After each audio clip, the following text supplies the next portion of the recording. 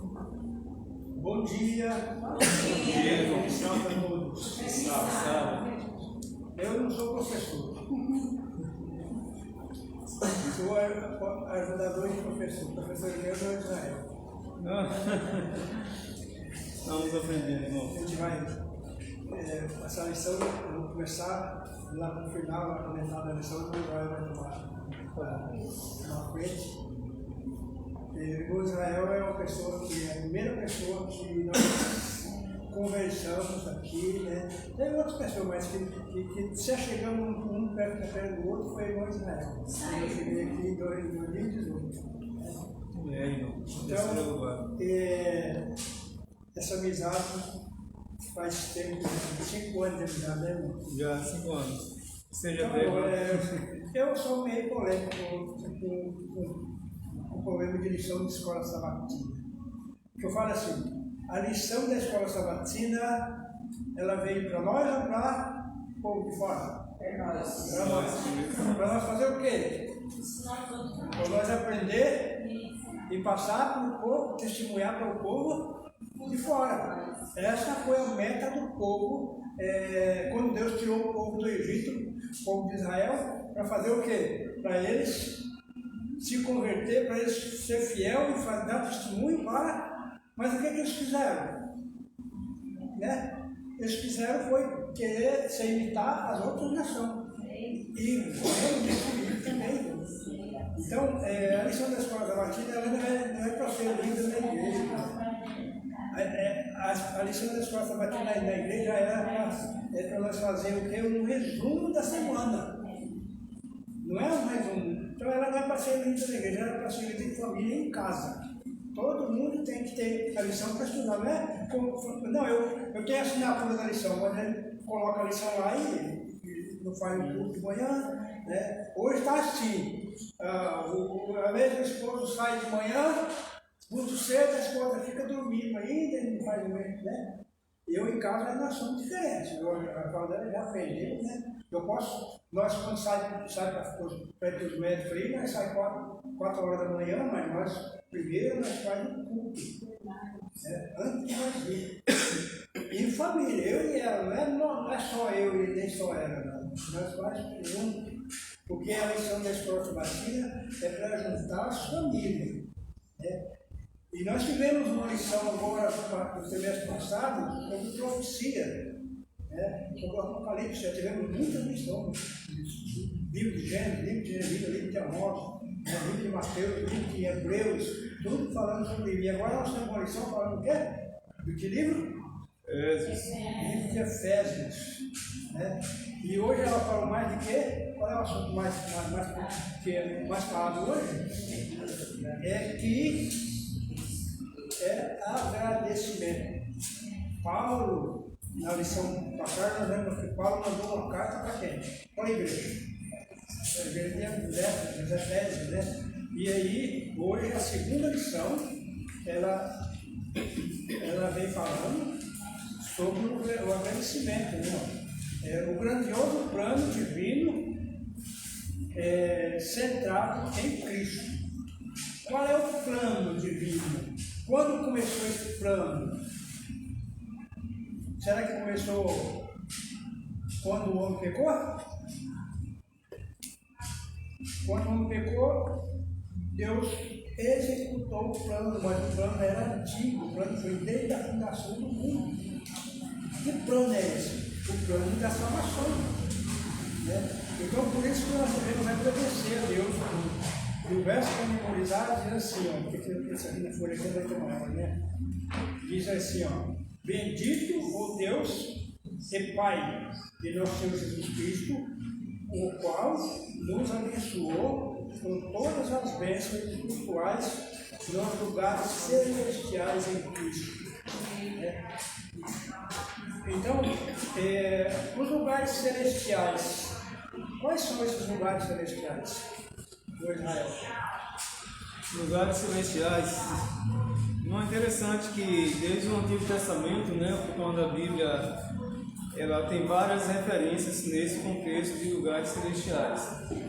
mas a maioria das passagens do Antigo Testamento que fala sobre céu, sempre fala no plural, né? Céus. Os céus. Então, você vai encontrar pouquíssimas passagens que falam céu no singular. Então, aqui tem a ver com a recompensa dos salvos que o Senhor prometeu, lugar onde Deus habita. Então, pela fé, nós sabemos, nós cremos que um dia vamos receber essa herança, mas enquanto não recebemos, já podemos usufruir dos benefícios desses lugares celestiais, dessa atmosfera celestial, até porque a eternidade, a vida eterna, ela começa desde o momento que a pessoa aceita. Então ela já é abençoada, ela já recebe os benefícios já, e ela já pode ter essa ligação com o trono de Deus, com esses lugares celestiais, e usufruir das bênçãos e já ter um gostinho do que será a eternidade. Então tem a ver com tudo isso aí, a nossa espiritualidade, a nossa fé, nos apropriar dessas promessas, que hoje é a promessa, mas amanhã será uma realidade. Aqui diz aqui, ó, Paulo usou essas expressões para representar o lugar onde Deus está, onde Jesus foi entronizado à direita do Pai, o lugar dos poderes divinos. Então, nós vemos que nessa lição aqui ela vem enfatizando o plano da salvação e o nosso agradecimento por Jesus ter vindo, ter deixado o seu trono celestial e vindo morrer por nós aqui, como trazendo a salvação para cada um de nós. Porque Paulo ele sempre fala sobre esse assunto. Em todas as cartas dele, ele lembra Jesus como Redentor nosso. Né? E quando Paulo escreveu essa carta para o povo de Éfeso, ele também mandou, né, que é a carta do livro, é o livro de Efésios, ele mandou para essa igreja mostrando esse plano de salvação. E ficou até hoje para nós. E nós precisamos de quê? De entender que Deus sempre esteve conosco. E a lição também vai falar sobre predestinação. Porque muitas pessoas ainda na lição de sexta-feira, que a gente às vezes quase nem lembra aqui na igreja, porque ela é o resumo, lá fala que muitas pessoas predestinam. Deus predestinou uns para quê? Salvação. Uns para salvação e outros para perdição. Mas isso não é verdade. Deus predestinou todos. Essa predestinação que fala aqui em Efésios, Deus predestinou todos. Deus não usou essa palavra para falar assim, não, é uns para salvação, outros. Eu, em 1967, eu escutava um pastor Braina, na rádio Transmundial, que era no Equador, era uma rádio de fala portuguesa, e esse pastor ele pregava que Deus predestina uns para a salvação, e eu fiquei muito confuso, muito tempo, né? E também tem um outro reverendo aí, Nicodemos, também que fala a mesma coisa. Né? Então, eu engano as pessoas pensar dessa forma. Né? Porque nós já nascemos já com destino. Até porque, né, irmão, não faria sentido, porque colocaria em dúvida a respeito da própria essência do caráter de Deus. Porque a Bíblia não fala que Deus é amor. Então, se isso fosse verdade, Deus não seria amor em essência. Porque imagine, se eu fosse um predestinado à perdição, por mais que eu quisesse, por mais que eu me esforçasse, por mais que eu tentasse me arrepender e seguir o caminho de Deus, não tinha jeito para mim. Então, como é que eu ia imaginar esse Deus? Quer dizer, ele privilegiou um e outro não?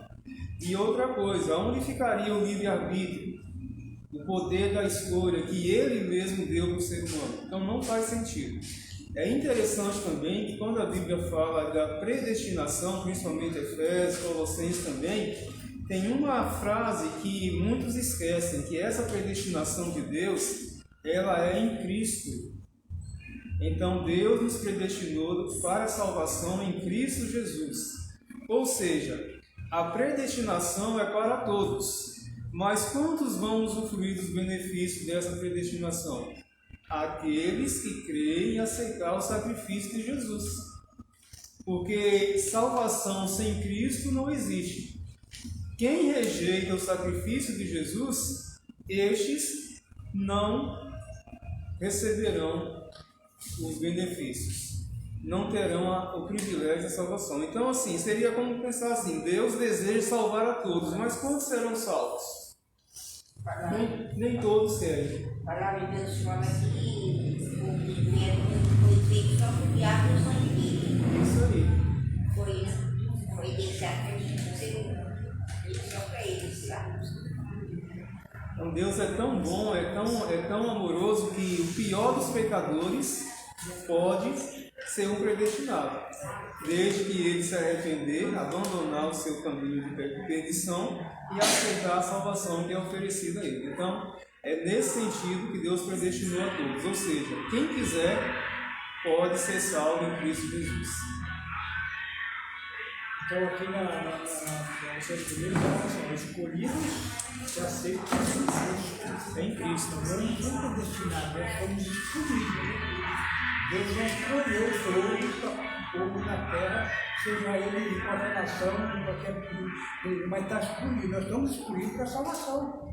Não estão predestinados para uns para se perder, outros para. Então já ficou claro esse assunto para nós, né? Porque o que nós é preciso nós estudar muito a palavra de Deus. E a lição da escola sabatina vem para nós para quê? Para nos ensinar a livrar do que vem por aí na frente. Muitas teorias diferentes, teorias que ensinam, pegam um texto bíblico e torce ele para fazer que a pessoa entenda que é daquele jeito, mas não é assim.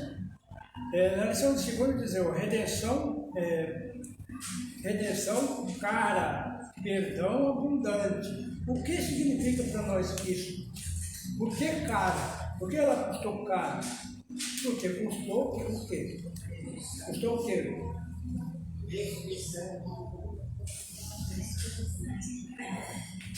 Custou o quê?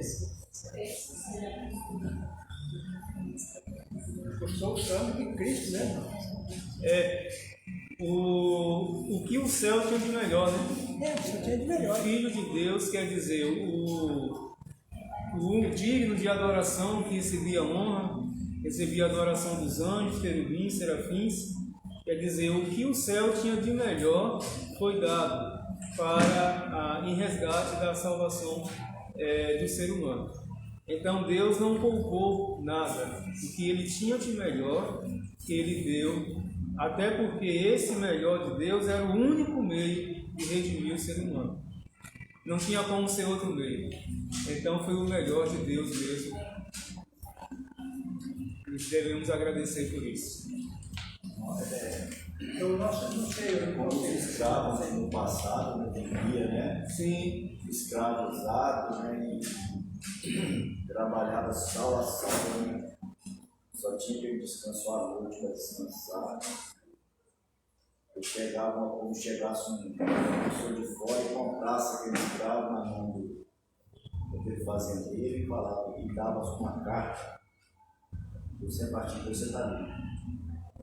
Você está livre, você pode ir. Aí ele dava uma carta, ele falava carta de euforia, né?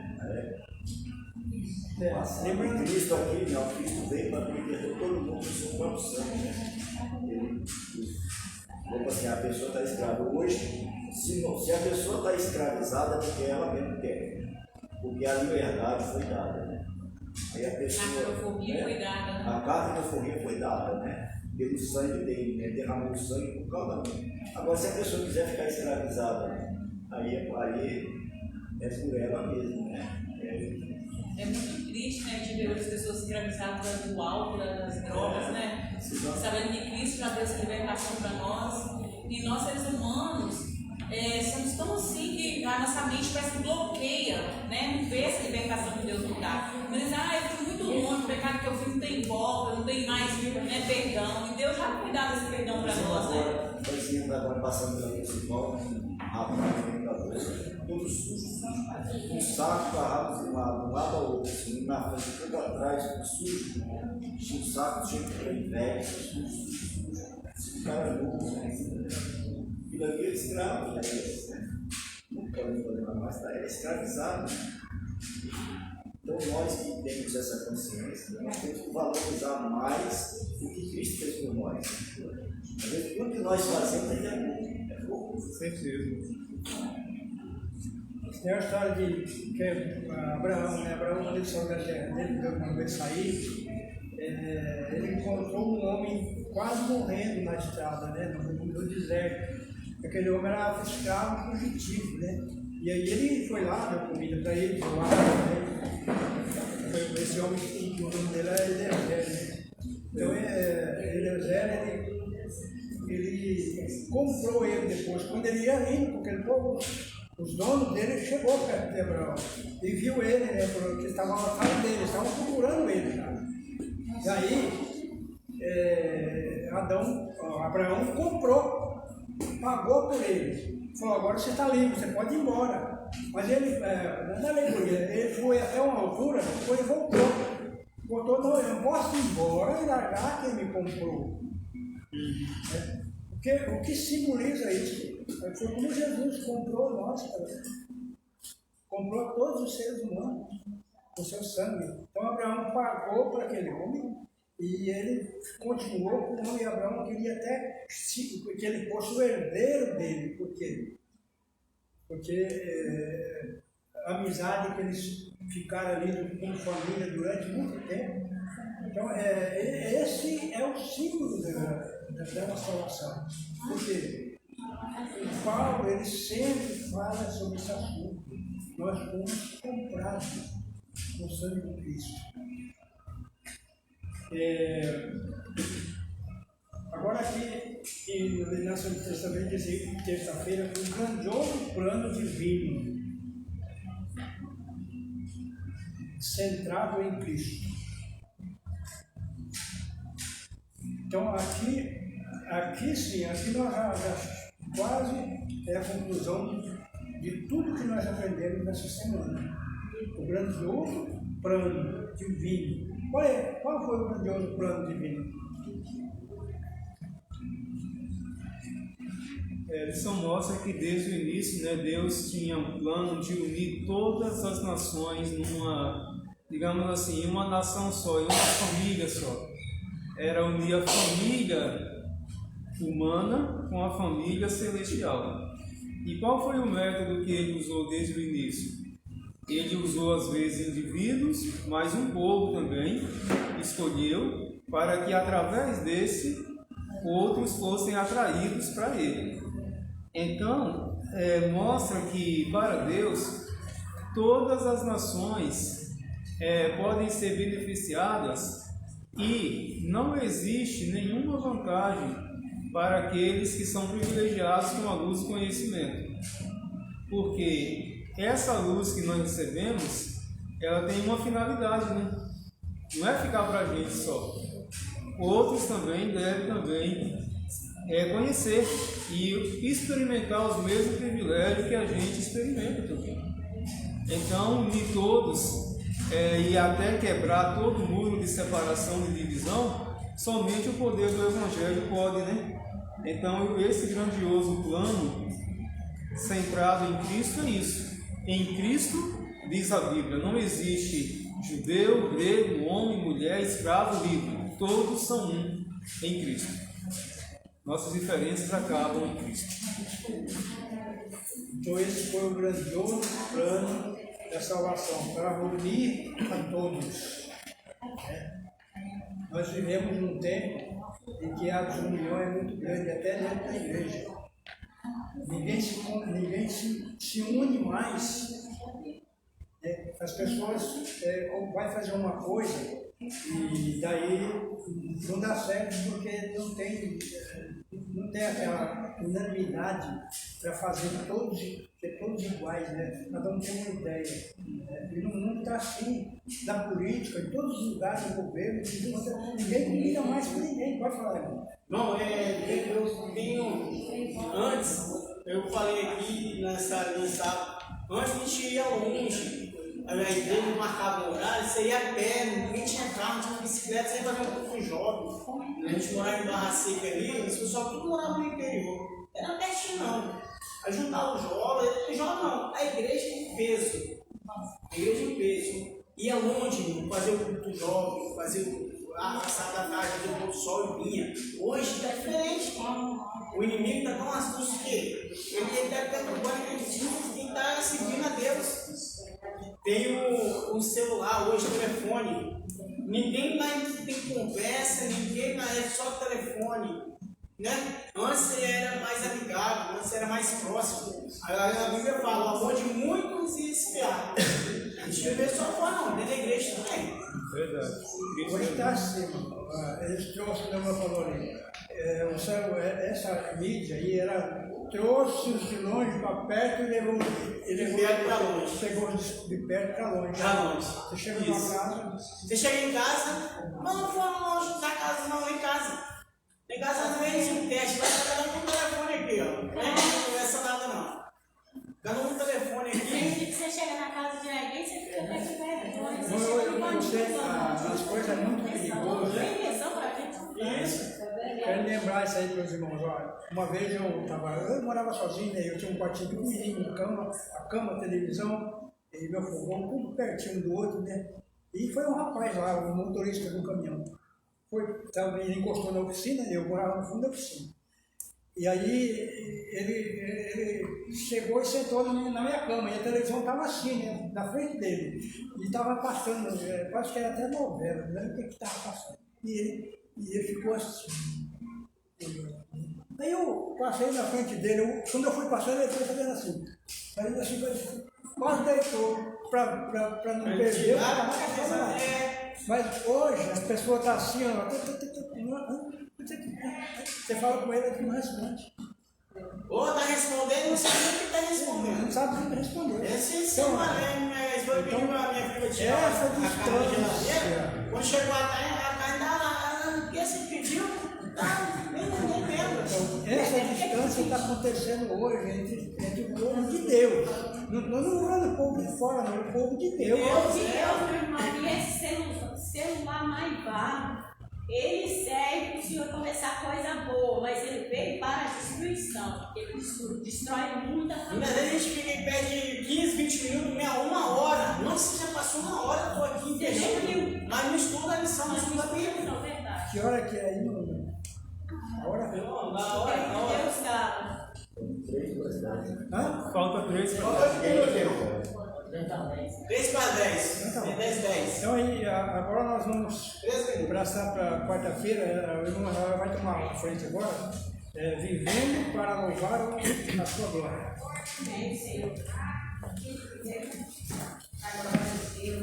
Meus irmãos, feliz sábado novamente.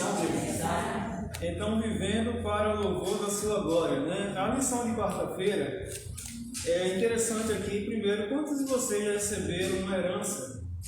Uma herança, quem sabe um parente, um pai, uma mãe, alguém que morreu e deixou por direito a você, quem sabe a você e a outros, uma herança, e você usufruiu isso, ou quem sabe está usufruindo até hoje. Alguém que já recebeu alguma herança? Não, minha irmã já recebeu. Já recebeu, né? Meu trabalho, irmão.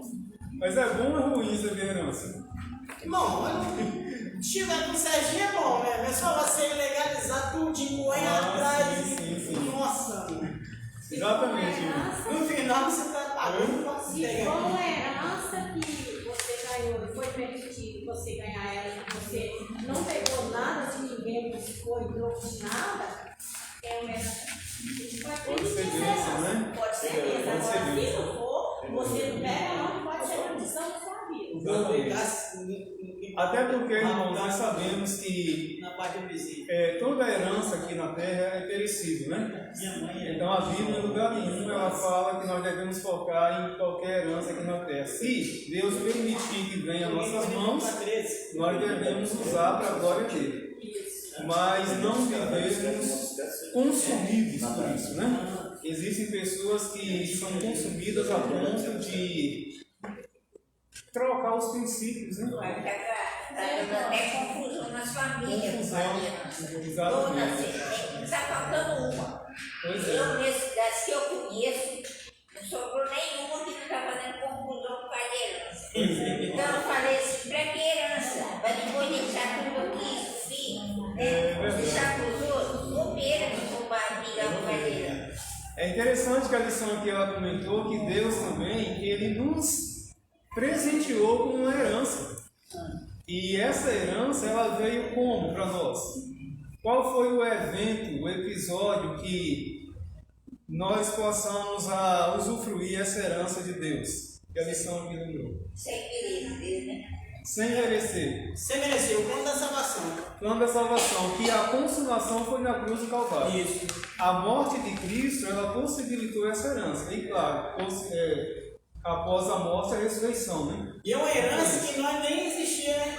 Nem Nós existia. estamos nos excluindo, estamos lutando agora aqui Exatamente. para a gente conquistar ela. Então ela já foi o quê? Já foi assegurada, né? Isso. Ela já foi assegurada para todos. Só que a lição também nos lembra de algo interessante, precioso, que Deus nos deu herança, mas nos fez herança para Ele, através da morte de Cristo. Então nós recebemos uma herança, mas uma herança eterna por causa da morte e ressurreição de Jesus, mas nos tornamos uma herança para Ele.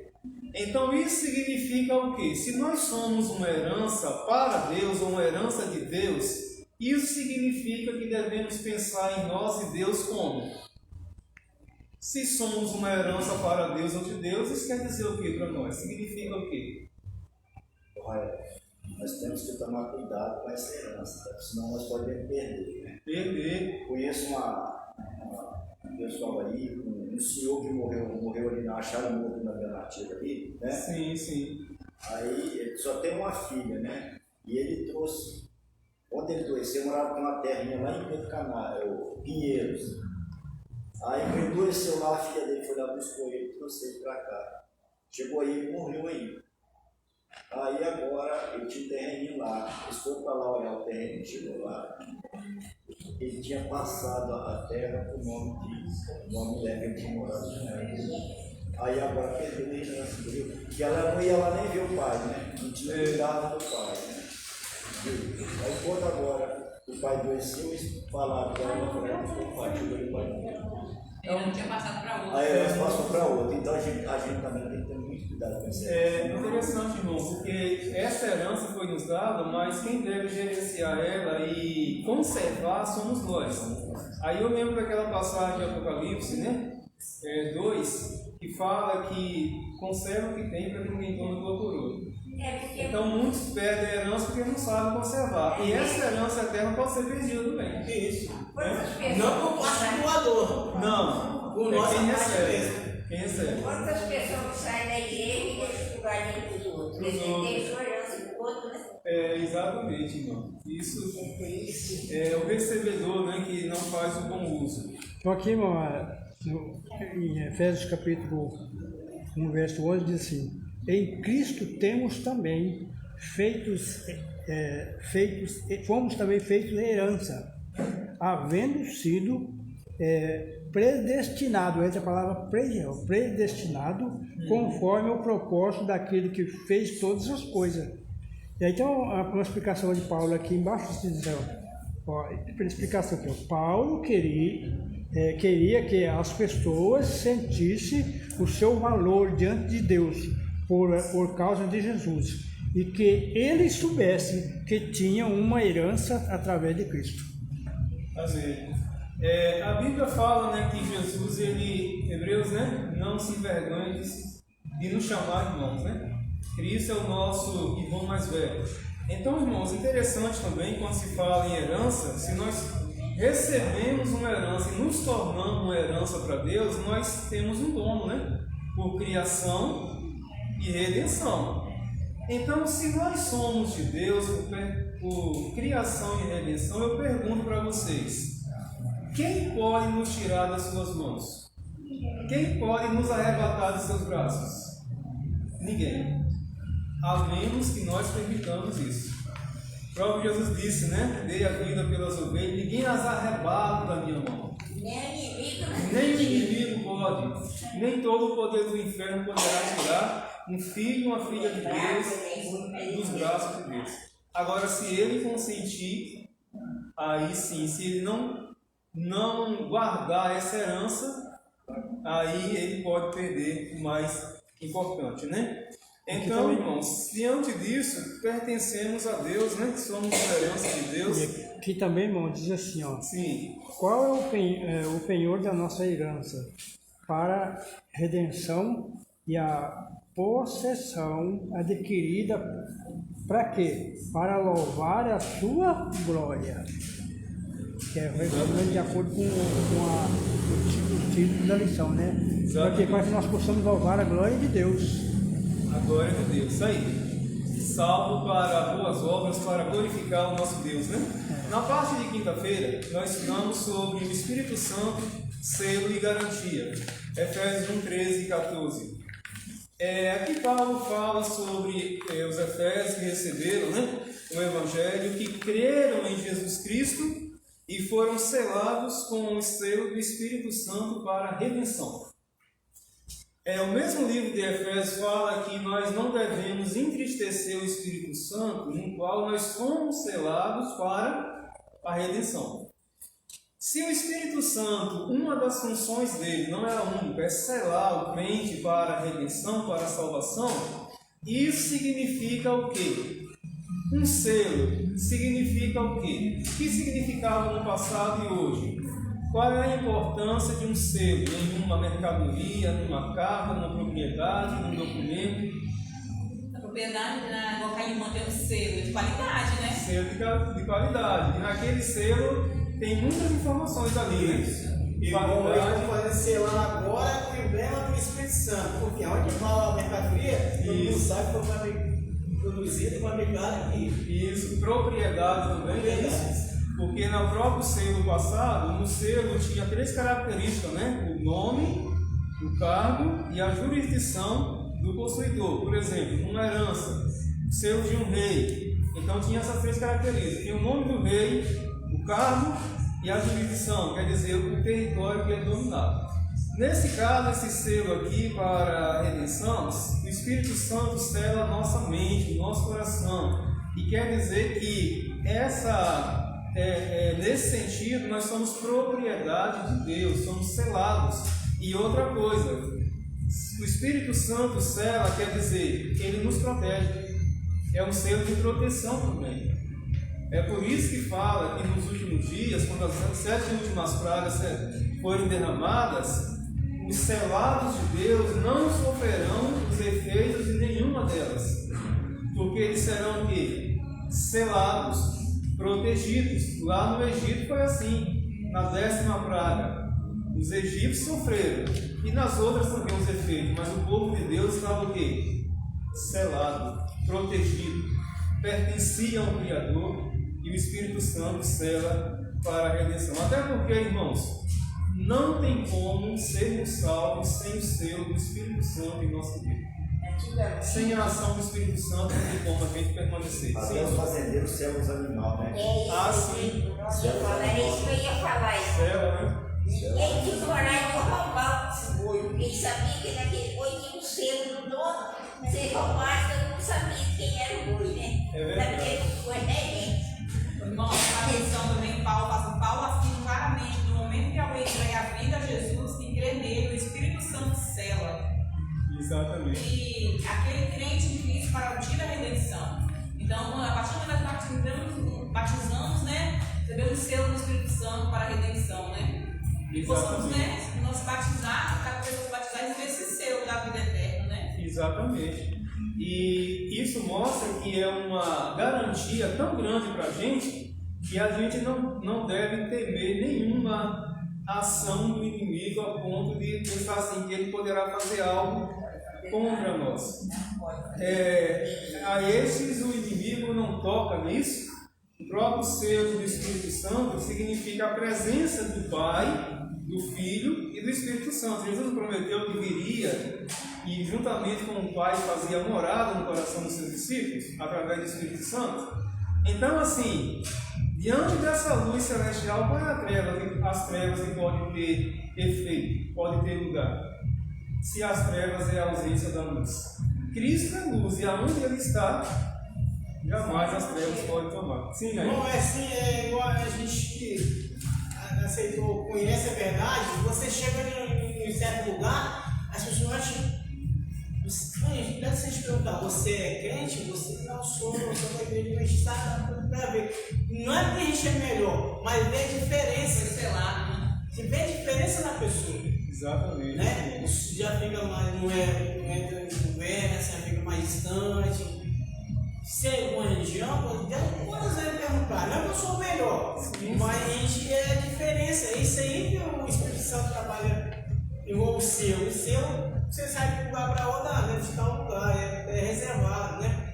Isso aí. Agora também precisamos lembrar, né, que além de tudo, a linha do sobre Deus sabe para que esse sinal, né?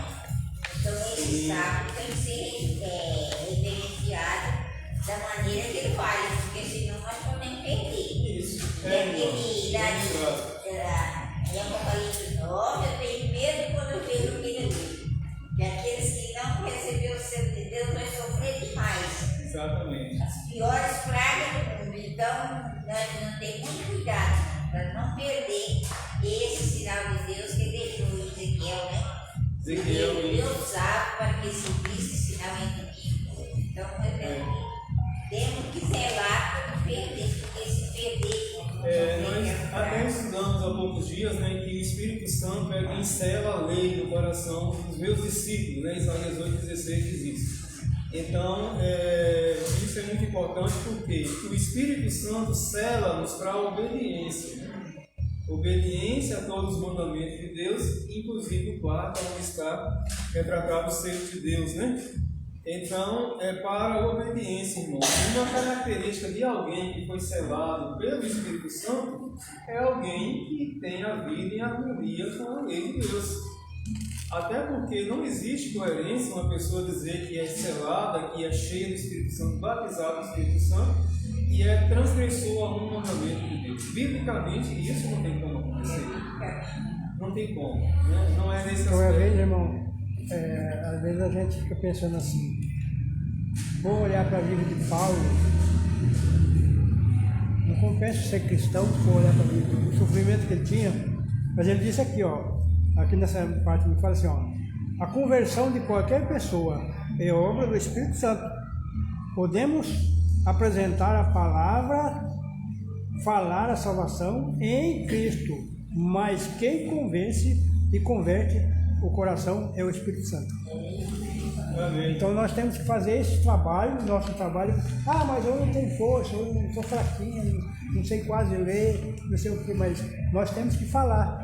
Mas quem convence é o Espírito Santo, nós não temos força para fazer isso. Com certeza. Para terminar aqui, fechar aqui, irmãos, a lição lembrou que um dos motivos pelos quais os irmãos de Éfeso estavam desanimados, porque eles haviam esquecido duas coisas. Primeiro, a lição lembrou aqui, eles haviam esquecido, perderam a noção de quem eram. E Paulo lembrou, vocês são uma herança de Deus. Isso pertence a ele, receberam uma herança. E o segundo foi o motivo que eles haviam perdido a noção de quem eram como cristãos, né? E também haviam perdido a noção que tinham recebido e assegurado por Cristo uma herança eterna, né? Então, se nós perdermos essa noção, quem somos e a herança que Deus nos assegurou, é motivo para desanimar mesmo, porque as lutas vêm, as aflições vêm, e se nós perdermos isso, nós perdemos o foco, perdemos o sentido de prosseguir. Qualquer obstáculo, qualquer barreira, a gente impede. Pode impedir.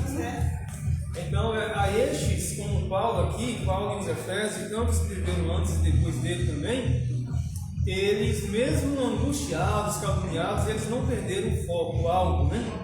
E muitos até selaram a salvação com a vida, né, a própria vida, né, como testemunho, mas permanecerem firmes. Porque tem pessoas que quando o problema está muito forte, eu mesmo estou conversando com a pessoa. A provação está muito forte, que tinha até tirado a mim o brilho dela, a feição. Eu falei, não é assim, irmão. Apóstolo Paulo, aí eu, nossa, já tinha quando Paulo falou, quando ele se sentia fraco, ele estava forte. Falei com ela, agora você está forte. Você está sentindo fraca? Você está forte, tem mais força para orar, mais vontade de orar. Por isso, quando a coisa aí não vem, as pessoas até esquecem de orar, né? Exatamente. Não está nem lembrando de orar, nada. Por Exatamente. isso que Paulo falou, quando ele se sentia fraco, ele estava forte. Amém, irmãos. No incomparável dom de seu Filho, Deus envolveu o mundo inteiro com uma atmosfera de graça, tão grande como o ar que circunda o globo. Todos que escolherem respirar essa atmosfera vivificadora viverão e crescerão, alcançando a estatura de homens e mulheres em Cristo. Então aqui mostra essa passagem do livro Caminho a Cristo, página 68, que assim como a atmosfera, ela circunda o globo, Deus, no incomparável dom do seu Filho, ele criou essa atmosfera celestial para circundar também esse globo terrestre. E todos que quiserem respirarem essa atmosfera, ou seja, aceitarem o dom do imaculado Filho de Deus, eles poderão realmente ser vivificados, crescerem na graça e alcançar a estatura de homens e mulheres perfeitos em Cristo Jesus. Então, irmãos, o preço foi pago pela nossa redenção e foi muito bem pago, Não precisará ser pago novamente, foi suficiente. Então, basta-nos aceitar e escolher. E como nós estudamos, Deus nos escolheu primeiro, mas no final a escolha da salvação ou perdição, ela depende da gente agora. Porque Deus nos escolheu, mas se nós não escolhermos, o que é que adianta a escolha de Deus? Não ouviu. Deus nos abençoe e possamos, escolher, e se já escolhemos um dia, fortalecer essa escolha a cada dia para que não desistamos e conservamos como herança. Porque a herança já foi assegurada, da vida eterna, e em breve Deus dará a todos que perseverarem fiéis até o final. Deus nos abençoe. Amém. Então, obrigado aí pela participação do irmão Israel. Ei, irmão. Então, eu quero dizer uma coisa para vocês. Essa lição da Escola do Batismo, a presença de nós na igreja, é para quando nós entrar aqui, nós sair melhor do que nós entramos. Amém. Melhor do que nós entramos. Aqui não adianta nós estudar lições e mais lições e na nossa vida não nos dá nada. Então essa lição de Escola Sabatina, ela vem para nos ajudar a permanecer firme, e quando nós estudamos uma lição, vem na igreja, nós temos que sair melhor do que nós entramos. Amém. Essa, Deus abençoe a todos, e no próximo sábado, uma nova lição. Amém, Senhor.